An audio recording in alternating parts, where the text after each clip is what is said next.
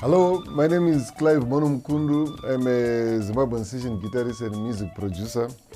This is a program that I call How I Played, where I break down some of my most popular guitar lines that I played for different artists. Please don't forget to subscribe to my YouTube channel. Clive Monomkundu. The harmony of quality and professionalism.